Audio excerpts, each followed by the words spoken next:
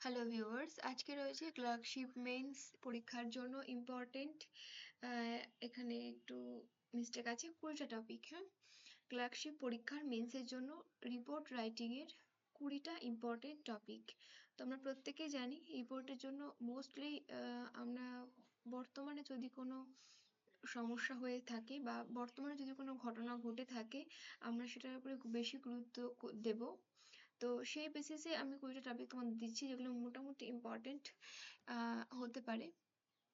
তো আমাদের প্রথম রয়েছে উগ্র জাতীয়তাবাদ। একদম প্রথম টপিক রয়েছে উগ্র জাতীয়তাবাদ। ওকে, চলো। নেক্সট রয়েছে 2 নম্বরে রোজকার জীবনে সংবাদপত্রের প্রয়োজনীয়তা। তার কারণ আমরা প্রত্যেকেই এখন জানি আমাদের জীবন থেকে যেহেতু স্মার্টফোন বা ল্যাপটপ বা যে কোনো কিছু ইন্টারনেটটা মোটামুটি জীবনে আসার পর থেকে সংবাদপত্র প্রায় বিলুপ্তির পথে। মানে যুব সমাজ, বর্তমান যুব সমাজ সংবাদপত্রের সঙ্গে অনেকটা রিটাচড, তো সেই কারণে এটা দেওয়া।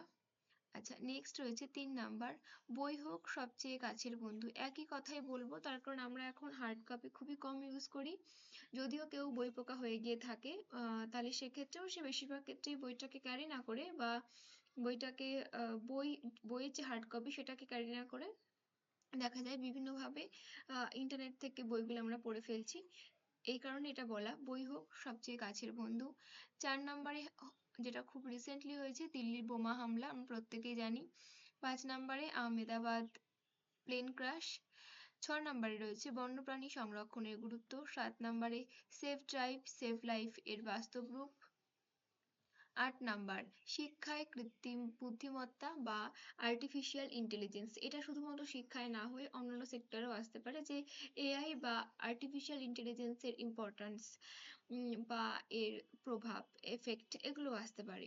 9 নাম্বারে রয়েছে নারী সুরক্ষা, যেটা বর্তমানে তোমরা সবাই জানো এটা একটু সমস্যার মধ্যেই আছে।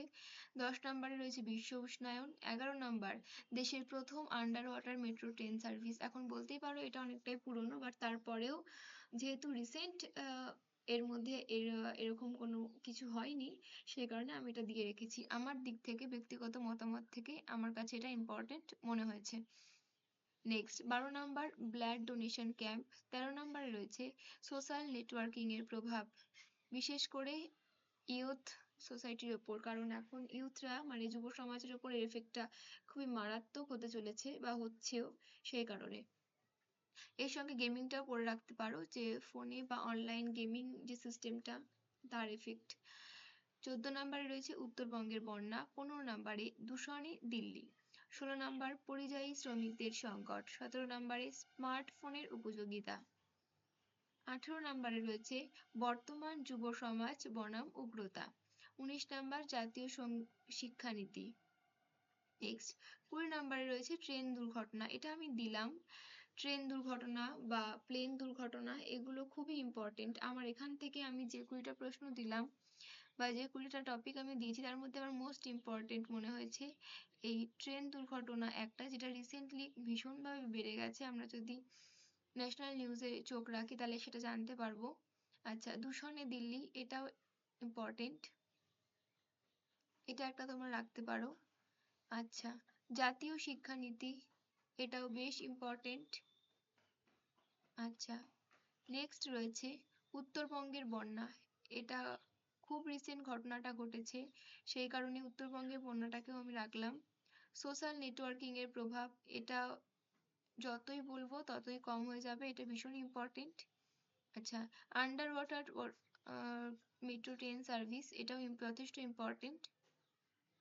এরপর আহমেদাবাদ প্লেন ক্রাশ আর দিল্লির বোমা হামলা, এগুলো কিন্তু আরো বেশি ইম্পর্টেন্ট। সুতরাং এই জিনিসগুলো যেগুলো খুবই রিসেন্ট আমরা দেখেছি বা হয়ে গেছে, এই ঘটনাগুলো তোমরা প্রত্যেকে খুব ভালো করে দেখে রাখবে। এই ক্লার্কশিপ মিন্স আসছে বা যারা বসছো তারা বুঝতেই পারছো এবছরের সিচুয়েশন অনেকটাই লোয়েস্ট কাট অফ গেছে।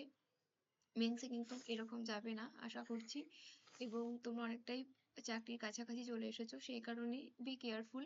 সেইভাবে এই জিনিসগুলো তোমরা ভালো করে মন দিয়ে রেডি করতে পারো।